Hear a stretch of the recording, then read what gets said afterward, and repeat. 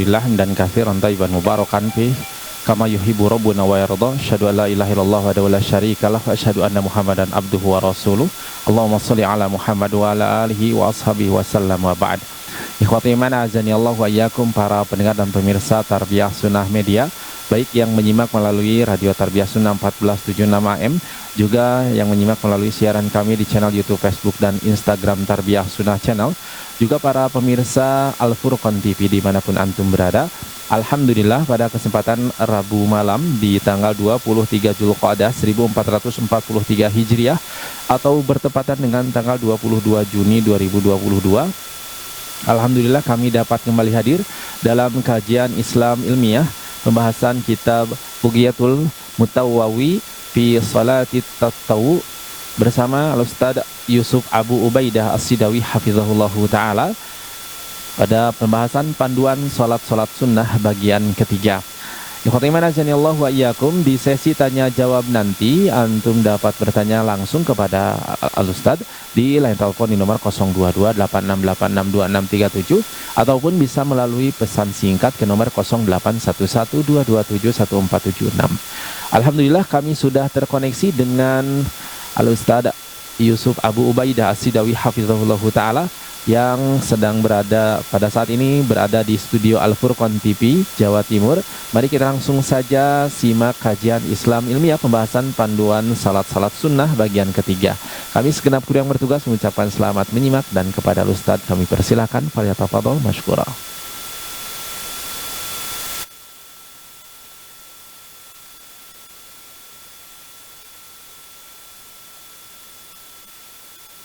Rabbil alamin, wabihi nasta'in ala umuri dunya waddin, wassalatu wassalamu ala ashrafil anbiya'i wal mursalin, nabiyyina Muhammad wa ala alihi wa sahbihi ajma'in, wa man ihtada bihudah wattaba atharahu ila yaumiddin, amma ba'd.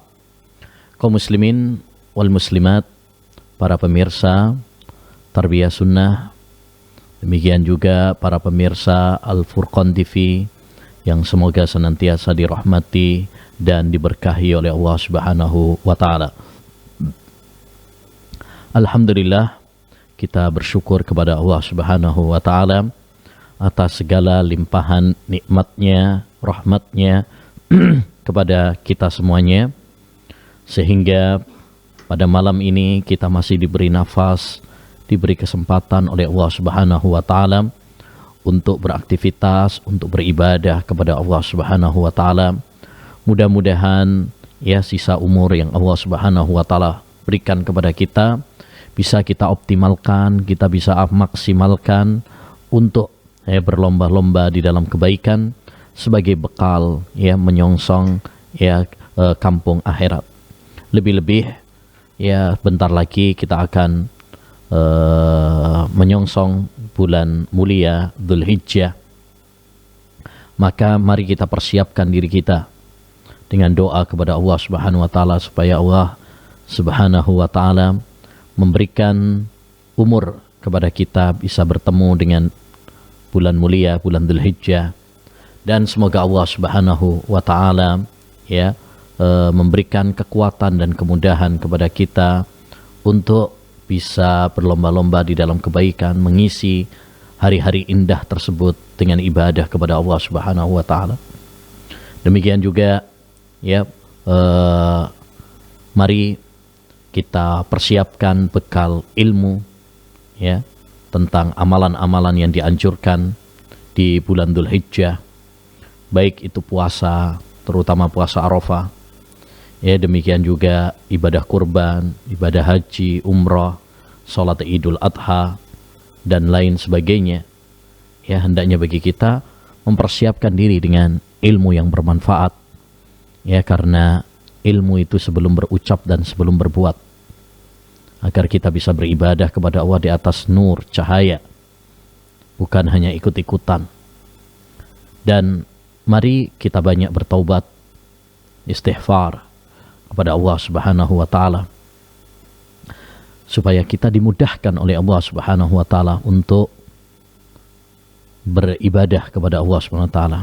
Sebab dosa-dosa dan noda-noda maksiat, dialah yang memberatkan langkah kita dalam ibadah kepada Allah Subhanahu wa ta'ala. Kaum muslimin wal muslimat yang semoga senantiasa dirahmati dan diberkahi oleh Allah Subhanahu wa ta'ala. Insyaallah ta'ala kita lanjutkan pembahasan kita tentang panduan salat-salat sunnah sesuai tuntunan Nabi SAW dari kitab Bughyatul Mutatawwi' fi Salatit Tatawwu' karya Syekh Dr. Bazmul. Pada pembahasan sebelumnya telah kita bahas tentang salat sunnah rawatib subuh, di mana Rasulullah SAW sangat menganjurkannya. Bahkan Nabi SAW mengatakan 2 rakaat sebelum subuh itu lebih baik daripada dunia dan isinya. Nabi SAW juga tidak pernah meninggalkannya, baik saat safar maupun saat mukim. Ya, maka hendaknya bagi kita untuk bersemangat, ya, dan tidak melalaikan salat sunnah subuh. Insyaallah ta'ala kita akan melanjutkan tentang salat sunnah rawatib berikutnya yang juga dianjurkan oleh Nabi SAW, yaitu salat rawatib zuhur. Ya, salat rawatib zuhur hukumnya adalah sunnah. Ya, hal ini telah sahih dari Nabi SAW, baik berupa anjuran ucapannya ataupun perbuatan Nabi SAW. Ya, jadi anjuran untuk sholat sunnah zuhur ini baik qobliyah maupun ba'diyah, sebelum zuhur maupun sesudahnya, ini disyariatkan, disunnahkan berdasarkan ucapan Nabi SAW dan berdasarkan perbuatan Nabi SAW. Adapun sifatnya, yaitu ada beberapa model. Ya, bisa 4 rakaat sebelum sholat duhur dan 4 rakaat sesudah sholat duhur. Jadi qobliyah 4 rakaat, ya, atau dan qobliyah ba'diyah 4 rakaat, sebelum duhur 4 rakaat, sesudah duhur 4 rakaat. Ini model yang pertama. Model yang kedua, ya, 4 rakaat sebelum duhur, 2 rakaat sesudah sholat duhur. Ya, ini model yang kedua. Ini juga bisa. Model yang ketiga, 2 rakaat, ya, sebelum duhur dan 2 rakaat setelah duhur. Ini juga bisa. Ya, semuanya boleh untuk dilakukan, ya, dengan niat sholat sunnah rawatib duhur, ya, berarti itu sudah sah. Dan kaidah para ulama, selama hadisnya sahih, ya, walaupun memiliki beberapa redaksi, maka boleh untuk diamalkan. Ya, kadang yang ini, kadang yang itu. Jadi boleh misalkan kadang-kadang kita mumpung lagi semangat, ya, 4 rakaat sebelum duhur, 4 rakaat sesudah duhur. Boleh. Ya, atau 4 rakaat sebelum duhur, 2 rakaat setelah duhur. Ini juga boleh. 2 rakaat, ya, kadang-kadang lagi misalkan 2 rakaat, ya, sebelum duhur, 2 rakaat setelah duhur. Ini juga diperbolehkan. Ya, dalil yang menunjukkan tentang bolehnya beberapa sifat tersebut karena semuanya ada dalam hadis, ya, sahih. Ya, misalkan dalam hadis Ummu Habibah, ya, salah satu istri Nabi alaihi salatu wassalam, beliau pernah mengatakan, aku mendengar Rasulullah SAW bersabda, man hafadha ala arba'i raka'atin qabla dhuhri wa arba'in ba'daha harramahu Allahu 'alan nar. Kata Nabi alaihi salatu wassalam, siapa yang menjaga rajin, ya, salat 4 rakaat sebelum salat duhur dan 4 rakaat setelah salat duhur, maka Allah Subhanahu wa ta'ala akan mengharamkannya dari neraka. Ya, jadi barang siapa yang sholat 4 rakaat sebelum duhur dan 4 rakaat setelah duhur, maka Allah Subhanahu wa Ta'ala akan mengharamkannya dari neraka. Ini menunjukkan tentang disyariatkannya sholat 4 rakaat sebelum duhur dan 4 rakaat setelah duhur. Ya, keutamaannya sangat besar, yaitu Allah Subhanahu wa Ta'ala akan mengharamkan dia dari neraka. Kalau Allah haramkan dia dari neraka, berarti otomatis dia akan masuk surga Allah Subhanahu wa Ta'ala. Dan itulah kesuksesan yang terbesar bagi seorang hamba, manakala diselamatkan oleh Allah dari neraka dan dimasukkan oleh Allah Subhanahu wa Ta'ala ke surga. Sebagaimana dalam hadis dari Nabi sebagaimana dalam ayat Al-Qur'an, Allah Subhanahu wa Ta'ala berfirman, "Faman zuhziha 'anil nar wa udkhilal jannata faqad faza wa mal hayatud dunya illa mata'ul ghurur." Barang siapa yang diselamatkan oleh Allah dari neraka dan dimasukkan oleh Allah ke surga, ya, maka dialah orang yang bahagia, ya, orang yang sukses, dan tidaklah kehidupan, ya, dunia ini kecuali kesenangan yang menipu. Taib. Demikian juga dalam hadis yang lain, ya, dari Abdullah bin Syakik tatkala dia bertanya kepada Rasulullah SAW tentang salat sunnahnya Rasulullah SAW, maka Aisyah, salah satu istri Nabi SAW, ya, kalau tadi Ummu Habibah istri Nabi juga, ini Aisyah radhiyallahu anha. Kenapa yang banyak meriwayatkan tentang salat sunnah itu adalah istri-istri Nabi? Karena memang Nabi SAW melaksanakan salat sunnahnya itu di rumah. Dan orang yang paling tahu tentang aktivitas Nabi SAW di rumah adalah istri-istri Nabi SAW.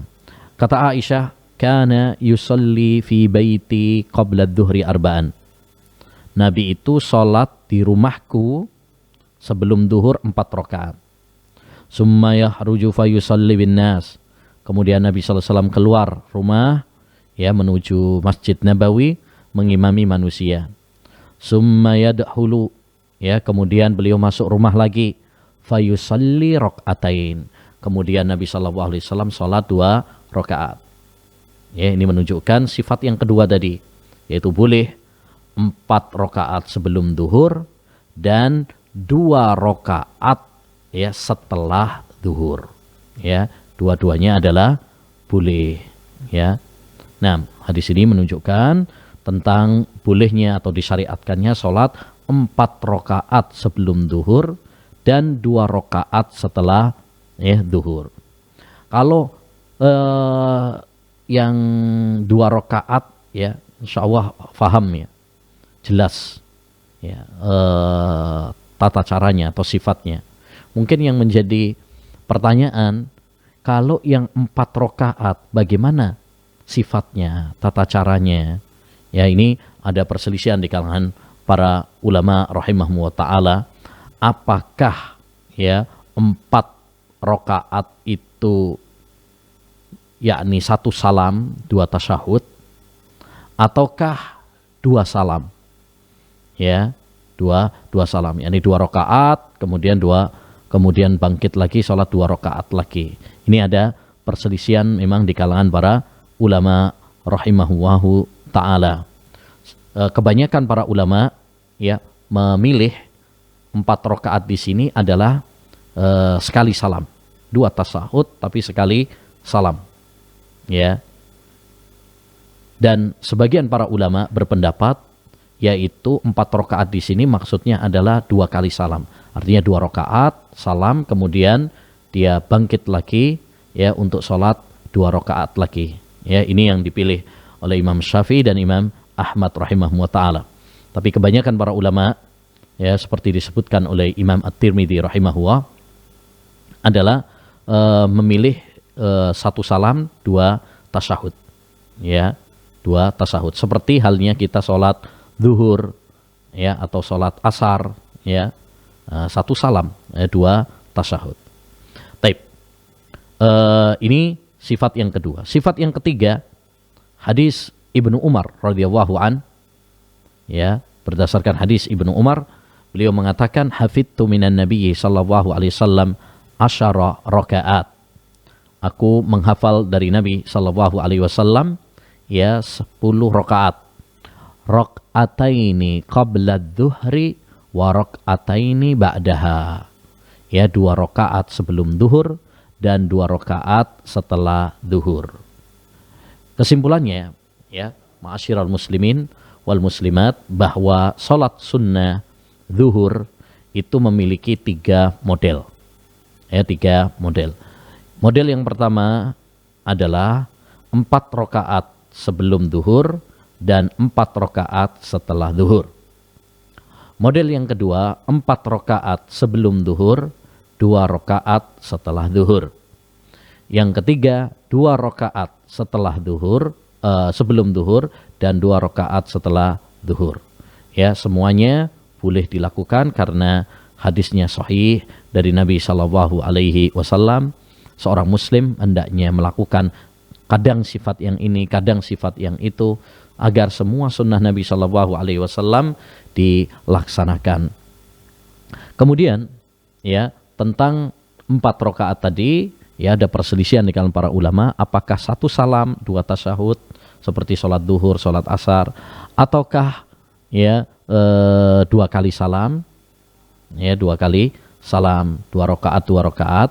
Ini ada perselisihan di kalangan para ulama. Kebanyakan para ulama mengatakan 4 rakaat 1 salam 2 tasyahud, dan madhab Syafi'i dan Imam Ahmad bin Hanbal rahimahullah mengatakan yaitu 2 salam, yakni 2 rakaat 2 rakaat.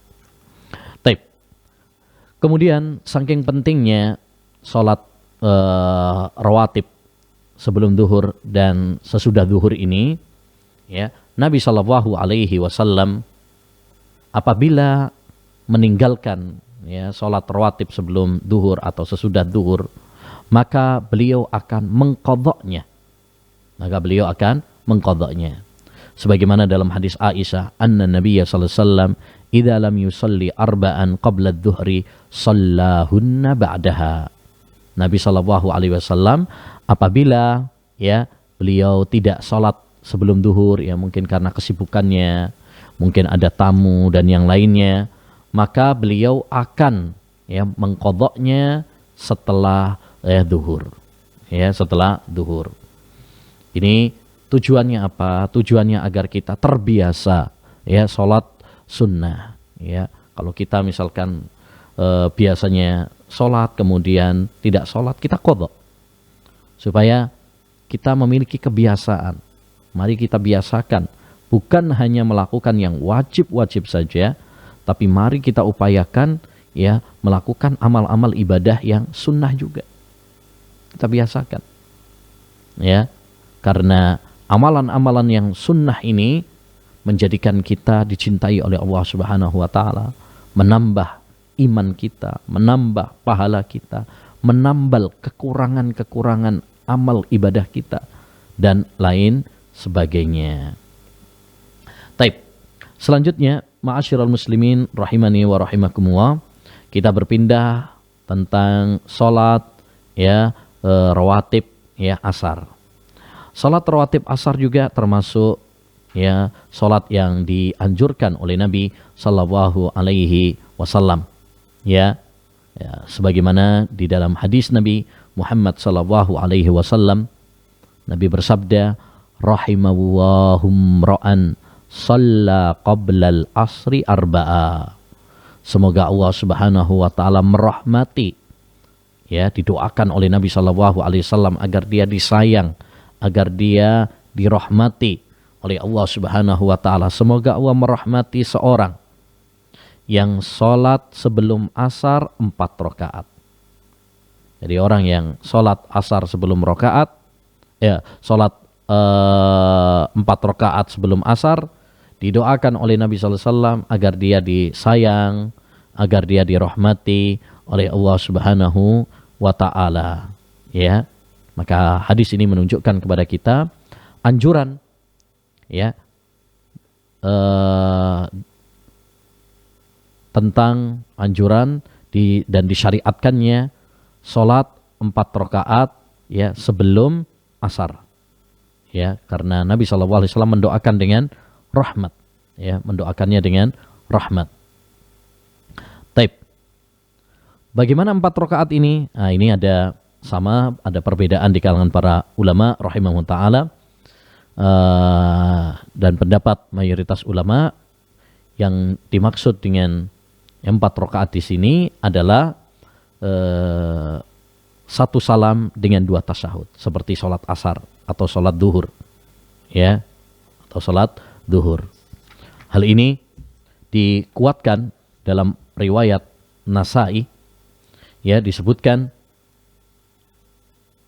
kana Rasulullah sallallahu alaihi wasallam yusalli hina tazihu syamsu rak'atain wa qabla nisfin nahar 4 rakaat yaj'alut taslima fi akhirih. Ya, dalam riwayat An-Nasai disebutkan bahwa Rasulullah sallallahu alaihi wasallam salat ketika matahari itu condong, ya, beliau salat 2 rakaat. Dan sebelum, ya, separuh siang, beliau salat 4 rakaat. Yaj'alut taslima fi akhirih, beliau menjadikan, ya, salam itu di akhirnya. Ya, kata Al-Imam At-Tirmidzi rahimahullah, hadis ini hasan. Wahtara Ishaq ibnu Ibrahim alla yufassala fil arba'i qabla al-asr. Ishaq bin Ibrahim Rahawai berpendapat, ya, bahwasanya 4 rakaat di sini tidak dipisah. Maksudnya tidak dipisah dengan, ya, dengan salam, ya, dengan salam. Wa ra'a Syafi'i wa Ahmad salatal laili wan nahar masna yahtaranil fasla fil arba' qabla al-asar. Ya, adapun Imam Syafi'i dan Ahmad memilih salat malam dan salat siang itu 2 rakaat, sehingga yang 4 rakaat tadi dipisah dengan salam. Intinya, ya, bahwa masalah ini diperselisihkan oleh para ulama rahimahullah taala. Ada yang mengatakan 4 rakaat di situ adalah, ya, 1 salam 2 tasyahud seperti halnya sholat duhur dan sholat asar. Dan ada yang berpendapat yaitu 2 kali salam. Ya, 2 kali salam artinya 2 rakaat dan 2 rakaat kemudian melakukan 2 rakaat lagi. Ya, ala kulli hal, ya, dua-duanya memang ada pendapat di kalangan para ulama. Ya, apapun itu, baik memilih pendapat yang pertama atau memilih pendapat yang kedua, ya, yang penting bagi kita adalah bagaimana mengamalkan, ya, isi dari hadis ini, yaitu kita sholat 4 rakaat sebelum asar. Ya, mari kita upayakan agar kita disayang oleh Allah Subhanahu wa taala, sebagaimana tadi Nabi bersabda, rahimahum ra'an shalla qabla asri arba'an. Semoga Allah merahmati orang yang sholat asar sebelum, ya, sholat 4 rakaat sebelum asar. Selanjutnya sholat rawatib maghrib, ya, sholat rawatib maghrib, ya, ini juga dianjurkan, termasuk salah satu yang disunnahkan oleh Nabi Shallallahu Alaihi Wasallam, ya, sebagaimana dalam hadis Ummu Habibah tatkala menyebutkan tidaklah seorang muslim yang sholat 12 rakaat, sholat sunnah, bukan sholat wajib, kecuali Allah akan bangunkan surga, rumah di surga untuknya. Salah satunya adalah warakaataini ba'dal maghrib, 2 rakaat setelah maghrib. Demikian juga dalam hadis Ibnu Umar, ya, hafidtu min Rasulillah sallallahu alaihi wasallam 10 rakaat. Aku menghafal dari Nabi sallallahu alaihi wasallam, ya, 10 rakaat. Rak'ataini qabla adh-dhuhri wa rak'ataini ba'daha wa rak'ataini ba'dal maghrib fi baitihi. Salah satunya yang beliau katakan adalah 2 rakaat setelah maghrib di rumahnya, ya, di rumahnya. Dan kita juga dianjurkan sebelum maghrib juga dianjurkan. Ya, Nabi SAW pernah mengatakan, sallu qablal maghrib, sallu qablal maghrib. Ya, Kali yang ketiga Nabi mengatakan liman sya, bagi yang mau. Salatlah sebelum maghrib. Salatlah sebelum maghrib. Jadi intinya hendaknya bagi kita ya untuk ya salat ya baik sebelum maghrib, ini juga dianjurkan, ataupun setelah maghrib. Ini yang rawatib yang ditekankan oleh Nabi Sallallahu Alaihi Wasallam. Ya, dan kita lebih ditekankan lagi ya melaksanakan sholat rawatib ini di rumah. Ya, di rumah. Nabi bersabda, irka'u hataini raka'ataini fi buyutikum. Lakukanlah sholat 2 rakaat ini di rumah-rumah kalian. Ya, Nabi juga bersabda, alaikum bihadhihi shalah fil buyut. Ya, hendaknya bagi kalian sholat sunnah setelah maghrib ini di rumah-rumah kalian. Ini menunjukkan anjuran sholat sunnah rawatib di rumah. Ya, kenapa ma'asyiral muslimin rahimani wa rahimakumullah, kita dianjurkan agar kita melaksanakan sholat sunnah itu di rumah? Ya, ada beberapa hikmah, ada beberapa manfaat yang disebutkan oleh para ulama. Di antaranya adalah agar rumah kita ini berbarokah. Rumah yang dipakai untuk ibadah, membaca Quran, dipakai untuk sholat, ya, akan diberkahi oleh Allah Subhanahu wa taala. Ya, dengan rahmat, kenyamanan, keberkahan. Makanya ada sebagian rumah itu walaupun sederhana, ya, tapi nyaman, tenang. Ya. Sebaliknya ada rumah yang mewah, besar, tapi nggak diberkahi oleh Allah Subhanahu wa taala, kering. Ya, menakutkan, serem, seperti kuburan. Kenapa? Ya, karena tidak dipakai untuk ibadah. Makanya Nabi SAW mengatakan, la taj'alu buyutakum maqabir. Jangan jadikan rumah kalian itu seperti kuburan. Ya, yang sepi, serem, nggak pernah dipakai untuk ibadah kepada Allah Subhanahu wa taala. Ini yang pertama. Yang kedua, di antara hikmah kenapa kita dianjurkan sholat sunnah itu di rumah, ya, untuk mendidik ya, istri kita, anak-anak kita. Ya, karena ketika mereka tahu ayahnya sholat, ya, ini akan menjadi pelajaran bagi mereka agar menjaga sholat-sholat mereka. Allah berfirman, memerintahkan kepada kita, wa'mur ahlaka bis sholati wastabir 'alaiha. Perintahkan ya keluargamu untuk sholat dan sabarlah dalam mendidik, mengarahkan istri dan anak-anakmu dalam ibadah kepada Allah Subhanahu wa taala. Ya. Kemudian juga di antara hikmah juga adalah agar kita lebih ikhlas dalam beribadah kepada Allah Subhanahu wa taala dan agar lebih jauh dari riya. Karena menjaga keikhlasan ini sangat berat. Ya, kalau kita di masjid banyak orang yang lihat, terkadang mungkin muncul ya riya, godaan-godaan setan. Ya. Nah, maka harapannya ketika kita di rumah bisa lebih terjaga keikhlasan kita, lebih terhindar dari penyakit riya. Kemudian yang terakhir yaitu salat sunnah rawatib isya. Ya, salat sunnah rawatib isya ini juga dianjurkan oleh Nabi Shallallahu Alaihi Wasallam. Ya, sebagaimana dalam hadis Ummu Habibah, dalam hadis Ibnu Umar, ya, dalam hadis Aisyah radhiyallahu anha, ya, di mana dalam hadis-hadis tersebut disebutkan bahwa Rasulullah SAW ya melakukan sholat 2 rakaat setelah isya di rumahnya.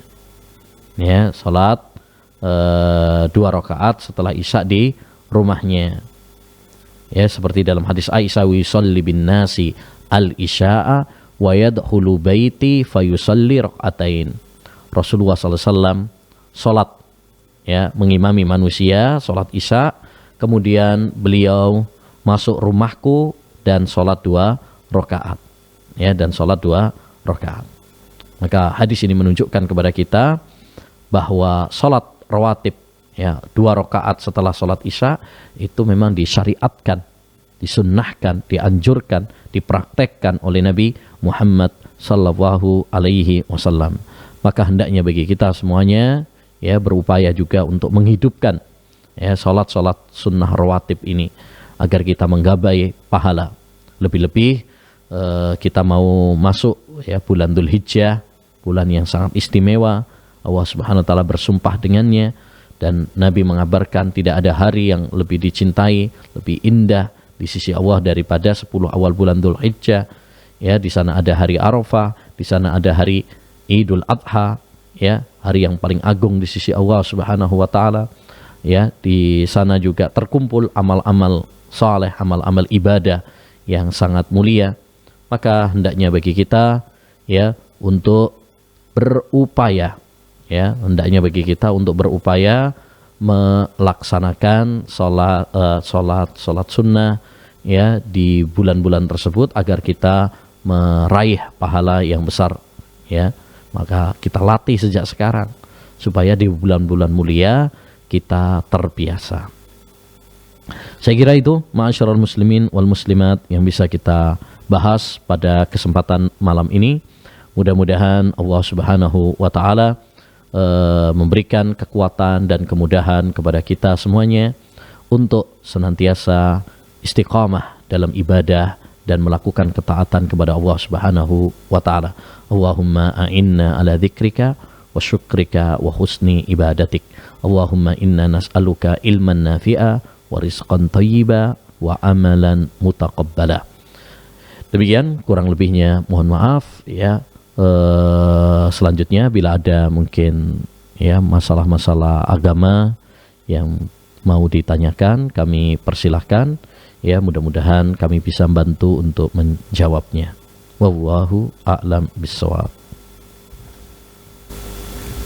Syukran Ustadz atas pemaparan materi yang disampaikan, dan ikhwati man azani Allahu ayyakum, para pendengar dan pemirsa dimanapun antum berada, baik itu yang menyimak melalui Tarbiyah Sunnah Media ataupun melalui Al-Furqan TV, dan juga kami menyapa para jamaah yang menyimak melalui aplikasi Zoom dimanapun antum berada. Kami persilakan bagi antum yang akan mengikuti sesi tanya jawab, akan bertanya langsung kepada Ustadz, silakan bisa melalui line telepon di nomor 022 86862637, sekali lagi di nomor 022 86862637, ataupun bisa melalui pesan singkat, kirimkan pertanyaannya melalui SMS atau WhatsApp ke nomor 081122714776.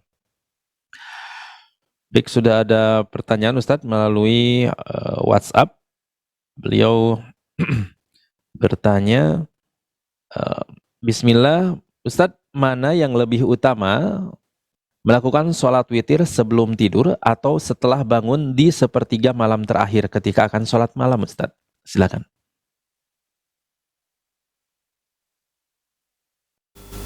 Insyaallah ta'ala untuk masalah sholat malam, sholat witir ya akan kita bahas pada pertemuan depan insyaallah ta'ala. Jadi mohon sabar. Tapi secara umum ini tergantung kepada orangnya. Kalau dia yakin bisa bangun ya di sepertiga malam terakhir ya di sebelum subuh ya, maka itu lebih utama. Ya, lebih utama. Karena saat itu adalah saat Allah SWT turun ke langit dunia ya. Kemudian juga kita bisa beribadah, berdoa, istighfar kepada Allah Subhanahu wa taala ya. Waktu sepertiga malam terakhir itu waktu yang sangat istimewa. Tapi kalau seorang merasa bahwa dia berat untuk bangun di akhir malam, maka lebih baik baginya adalah sholat sebelum tidur, sholat witir sebelum tidur. Jadi mana yang lebih utama tergantung kepada kondisi seseorang ya. Dia lebih tahu tentang kondisinya. Kalau dia bisa yakin walabatudon, prediksi kuat dia bisa bangun akhir malam, maka yang lebih utama adalah sholat ya, di akhir malam.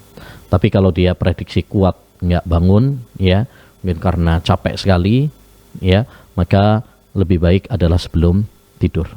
Wallahu a'lam bishawab. Syukran Ustadz atas jawabannya. Ya khotimana Allah wa yakum, kami kembali mengundang kepada antum semua yang akan bertanya melalui line telepon. Silakan bisa melalui line telepon dan bertanya langsung kepada Al-Ustadz Yusuf Abu Ubaidah As-Sidawi hafizahullah taala di line telepon di nomor 02286862637. Sekali lagi di line telepon di nomor 02286862637 ataupun kirimkan pertanyaan melalui line SMS atau WhatsApp ke nomor 0811227146. Pertanyaan selanjutnya Ustadz dari hamba Allah. Bismillah, Assalamualaikum. Afwan, di luar tema. Izin bertanya, kalau kita biasa puasa sunnah, lalu kita bertamu dan diberi makanan, sebaiknya kita membatalkan atau bilang kalau sedang puasa agar terhindar dari riya. Syukron Ustadz, silahkan. Ya, jika seorang berpuasa sunnah, ini puasa sunnah ya, kalau puasa wajib tidak. Ya, kemudian dia bertamu, mana yang lebih utama? Apakah membatalkan puasa sunnahnya ya untuk menyenangkan tamu, ataukah dia menolak ajakan sahibul bait ya dengan mengatakan bahwa dia sedang berpuasa? Pertama, ini harus diketahui bahwa ini adalah dalam puasa sunnah. Adapun puasa wajib maka tidak boleh membatalkan. Ya, sampaikan ya bahwa dia sedang berpuasa. Taib. Adapun puasa sunnah maka ini ada pilihan. Dua-duanya diperbolehkan oleh Nabi Shallallahu Alaihi Wasallam. Dia membatalkan puasanya untuk menyenangkan sahibul bait, sahibul hajah yang mengundangnya. Ya, itu juga boleh. Atau dia tetap berpuasa, ya itu juga adalah diperbolehkan. Jadi itu haknya orang yang berpuasa, bisa membatalkan dan bisa juga adalah menolak. Mana yang lebih utama? Ya, wallahu a'lam. Yang lebih utama dalam masalah ini adalah tergantung mana yang lebih maslahat. Ya, jika yang lebih maslahat adalah membatalkan puasa, misalkan sahibul hajah, sahibul bait sangat berharap dia makan, dia udah misalkan nyiapkan spesial, ini tamu istimewa ya, udah disiapkan segalanya. Kalau kita tidak makan maka ini mengecewakan ya. Kasihan, dia sudah nyiapkan semuanya. Kalau kita, aduh saya lagi puasa afwan, ya itu mungkin akan melukai perasaannya, membuat sedih dia. Maka di sini sebaiknya adalah untuk membatalkan ya demi menyenangkan sahibul hajah, sahibul bait. Namun sekiranya ya dia tetap berpuasa itu tidak berpengaruh pada sahibul bait, ya misalkan karena yang diundang banyak, ya kita tetap berpuasa pun insya Allah nggak berpengaruh gitu ya, nggak berpengaruh. Kita juga bukan tamu yang spesial yang diharapkan makan oleh sahibul bait misalkan, ya maka dalam kesempatan seperti ini ya sebaiknya adalah untuk tetap berpuasa, ya untuk tetap berpuasa. Ala kulli hal, orang yang berpuasa sunnah kemudian dia bertamu, maka ada dua pilihan bagi dia, ya membatalkan puasanya untuk menyenangkan sahibul bait, atau ya dia tetap ya berpuasa, ya tetap berpuasa. Dua-duanya adalah diperbolehkan, namun yang lebih baik adalah yang lebih maslahat, ya dan itu berbeda-beda antara satu orang dengan yang lainnya. Kalau yang lebih maslahat adalah membatalkan, maka lebih baik membatalkan. Tapi kalau yang lebih maslahat adalah tetap berpuasa, maka sebaiknya tetap berpuasa. Wallahu a'lam bissawab. Atas jawabannya, kita beralih ke penanya selanjutnya. Beliau tidak menyebutkan namanya, Ustadz. Bismillah, Assalamualaikum. Dahulu keadaan ekonomi kami alhamdulillah lebih dari cukup. Setelah mengenal dan belajar ilmu syar'i, sekarang kondisi keuangan kami cukup namun jarang berlebih. Sedangkan melihat keluarga kami yang lain sibuk mencari dunia namun terlihat kekayaannya melimpah. Sedangkan kepala keluarga mereka belum bisa membaca Al-Quran dengan baik. Bagaimanakah sikap kita agar tidak hasad, Ustadz? Mohon nasihatnya. Terima kasih. Silakan. Agar kita tidak hasad, ya, ketahuilah bahwasanya dunia ini hina, dunia ini fana, ya. Tidak perlu ada yang kita iri dari dunia ini. Ketika kita melihat orang lain, ya, diberi kesenangan dunia, ya, ketahuilah bahwasanya dunia itu hina. Allah Subhanahu wa Ta'ala sering menggambarkan dunia itu dengan kehinaan agar kita tidak tertipu dengan gemerlapnya dunia. Ya, bayangkan, ya, Nabi Shallallahu Alaihi Wasallam menggambarkan dunia itu tak lebih dari sayap nyamuk. Nabi juga menggambarkan dunia itu seperti bangkai kambing yang cacat. Nabi Shallallahu Alaihi Wasallam juga bersabda, ya, raqatul fajri khairun minad dunya wa ma fiha. 2 rakaat fajar itu lebih baik daripada dunia dan isinya. Maka semua ini menunjukkan agar kita tidak iri, ya, ketika dunia diberikan kepada orang lain, karena itu belum tentu tanda cinta kepada tanda cinta Allah kepadanya. Bisa jadi itu adalah ujian yang berat bagi dia, ya, adalah tanda keburukan juga bagi dia. Bisa jadi. Ya, maka jangan kita kemudian iri kepada orang lain karena dunia. Ya, hendaknya kita bersyukur kepada Allah dengan apa yang telah Allah berikan kepada kita. Kita syukuri. Kita menjadi hamba-hamba yang bersyukur. Ya, syukuri apa yang ada pada kita. Selama kita diberi kemudahan oleh Allah Subhanahu wa Ta'ala untuk beribadah, maka itu jauh lebih berharga daripada dunia dan isinya. Tidak ada nikmat yang lebih besar daripada nikmat kita dimudahkan untuk beribadah kepada Allah Subhanahu wa Ta'ala. Ya, kemudian ketahuilah bahwasanya segala sesuatu sudah ditakdirkan oleh Allah Subhanahu wa Ta'ala. Ya, Allah sudah mentakdirkan si fulan kaya, si fulan miskin, ya. Rizki sudah ditata semuanya oleh Allah Subhanahu wa Ta'ala. Ya, kalau kita iri kepada orang lain karena dunia, ya, itu berarti kita menggugat takdir Allah Subhanahu wa Ta'ala. Yakinlah bahwa Allah Subhanahu wa Ta'ala yang paling tahu, ya, tentang apa yang terbaik bagi hambanya. Ya, ketika kita diberi kecukupan, ya, tidak kekayaan yang berlebih, ya, ketahuilah itu yang terbaik bagi kita. Bisa jadi kita kalau diberi kelebihan harta yang melimpah, kita malah menjadi orang-orang yang lalai dari ibadah, rakus kepada dunia, lalai dari akhirat, ya, tergila-gila mengejar dunia, budak-budak dunia.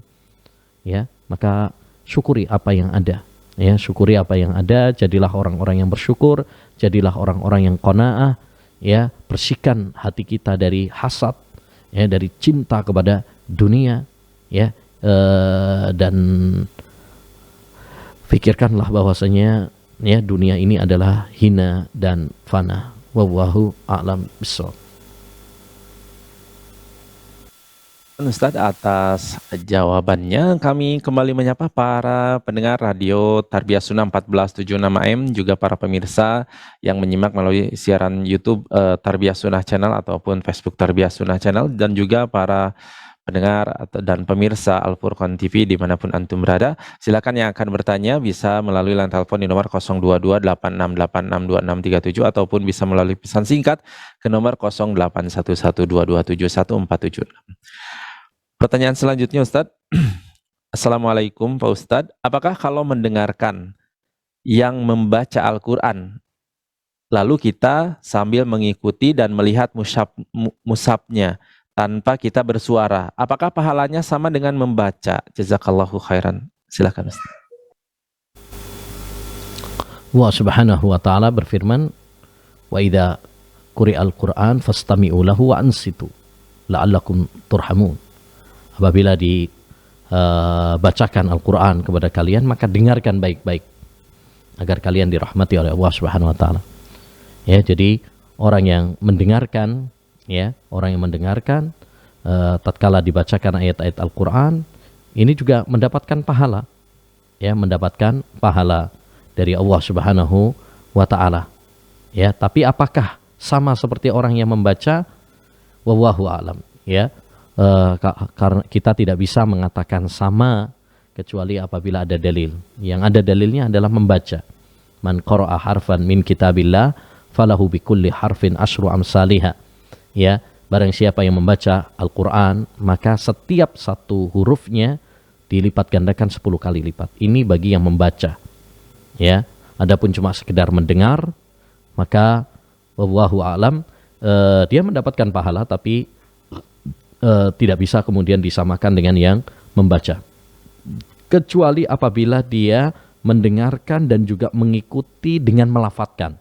Maka itu berarti namanya membaca juga. Jadi kalau dia menirukan, misalkan ada murotal Alhamdulillahirabbil alamin, kita juga ikut Alhamdulillahirabbil alamin, misalkan, maka itu namanya membaca juga. Dia mendapatkan pahala. Tapi kalau cuma mendengarkan saja atau cuma di dalam hati saja, maka itu tidak disebut membaca. Dia mendapatkan pahala tapi tidak bisa disamakan seperti orang yang membaca. Wallahu a'lam bishawab. Ya, syukran Ustadz atas jawabannya. Ada penelpon yang masuk yang akan bertanya. Ya, silakan. Ya, silakan. Sudah masuk Bapak atau Ibu? Halo. Assalamualaikum ya. Waalaikumsalam warahmatullahi wabarakatuh. Ya, dengan siapa di mana? Dari Nur di Cimahi. Dari Bapak Nur di Cimahi. Silahkan pertanyaannya Bapak. Ya, Assalamualaikum Ustaz. Begini, kalau misalnya dalam wudhu, ya setelah, tapi kita itu ada noda setelah wudhu, apakah ada ciri-ciri ya noda yang bisa itu menghalangi air ke kulit, dan noda yang air itu bisa tembus ke kulit. Jadi sehingga kita bisa bisa pertimbangkan dulu apakah ini itu diulang wudunya atau tidak. Gitu aja mungkin. Ya, baik. Itu aja cukup. Assalamualaikum warahmatullahi wabarakatuh. Waalaikumsalam warahmatullahi wabarakatuh. Ya, silakan Ustadz, bisa ditangkap pertanyaannya Ustadz. Yang berwudu kemudian di salah satu bagian anggota wudunya itu ada penghalang gitu ya, penghalang air itu masuk ke kulitnya, apakah dia harus mengulang ya wudunya ataukah tidak? Ya, kalau dia tahu bahwasanya anggota wudunya tersebut ya memang ada penghalangnya, maka tidak boleh bagi dia untuk membiarkan penghalang tersebut. Ya, itu menjadikan wudunya tidak sah. Rasulullah SAW bersabda, "Wailul lil aqabi minan nar." Celaka dari tumit-tumit ya dari neraka. Ya, ketika Rasulullah melihat ada sebagian sahabat yang tergesa-gesa wudunya sehingga melalaikan tumitnya, ya, tidak terkena air. Ya, diancam oleh Nabi SAW dengan neraka. Karena kita berwudu harus sempurna.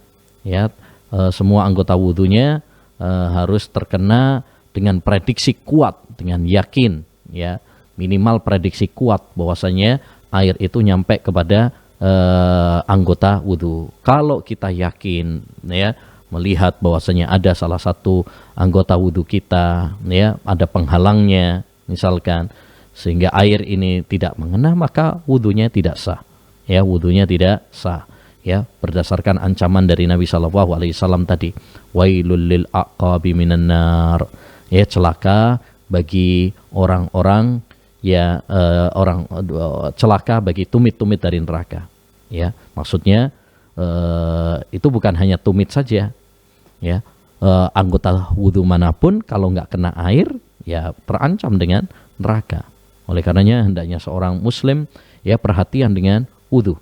Ya, menarik, dulu ada seorang ulama namanya Ibnul Mutahhir. Dia dijuluki Ibnul Mutahhir karena dia selalu ngontrol orang-orang yang berwudu. Kalau misalkan ada bagian yang tidak terkena air, maka dia akan menegurnya, ya, menegurnya. Intinya kalau memang ada penghalang yang menghalangi ya air ya ke kulit ya, dan kita tahu hal itu, maka wudunya tidak sah dan harus mengulangi wudunya. Wallahu a'lam.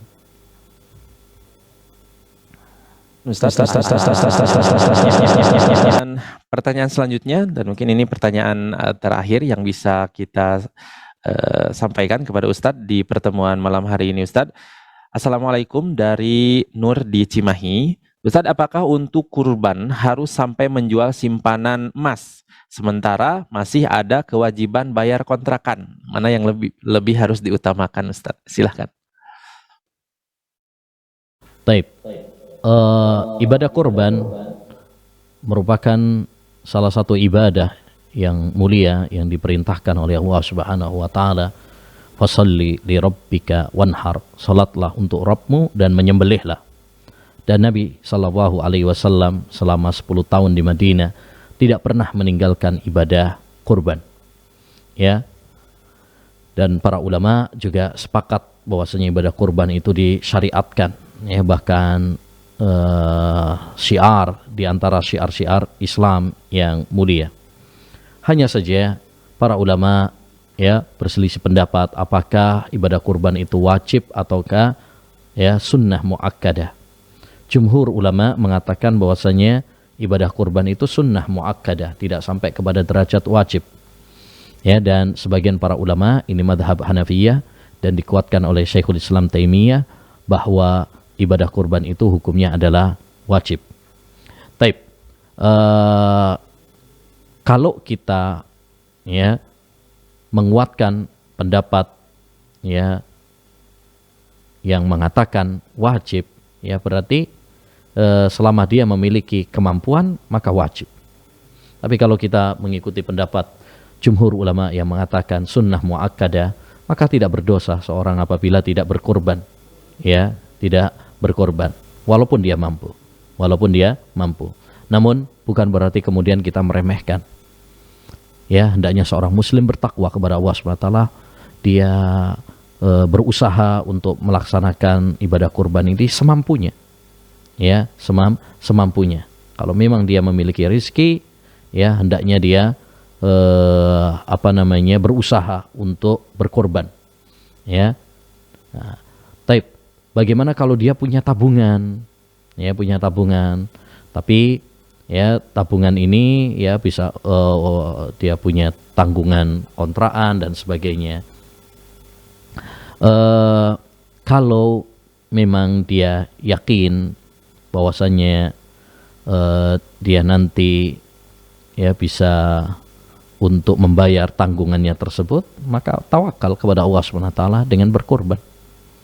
Ya, tawakal kepada Allah SWT. Insyaallah dengan kita berkorban, Allah Subhanahu wa taala akan menambahkan rizkinya kepada kita.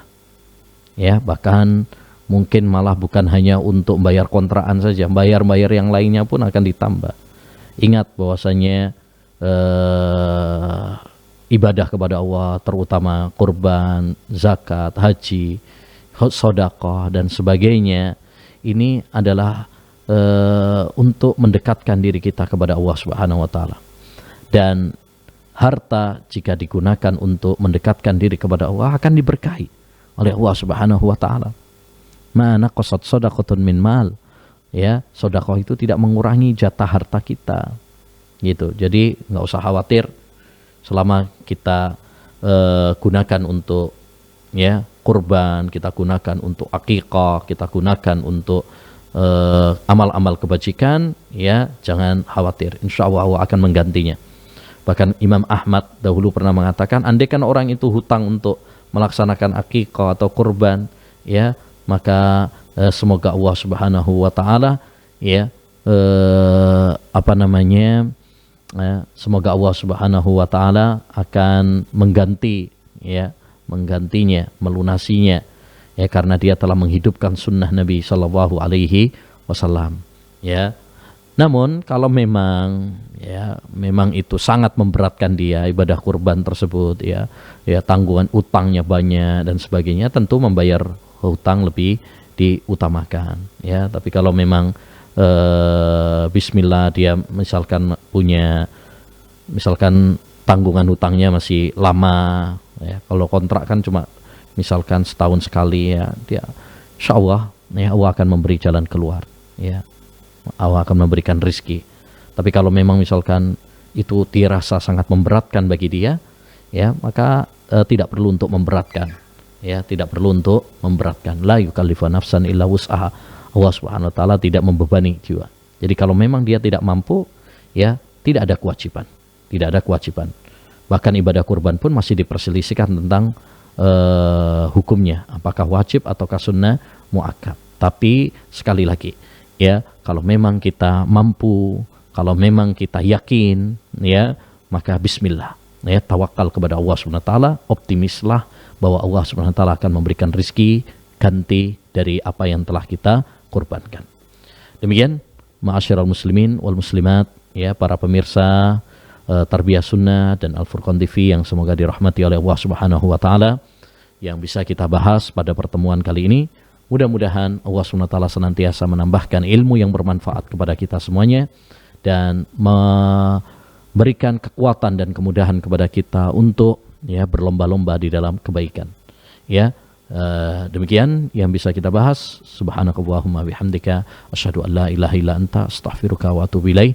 Assalamualaikum warahmatullahi wabarakatuh.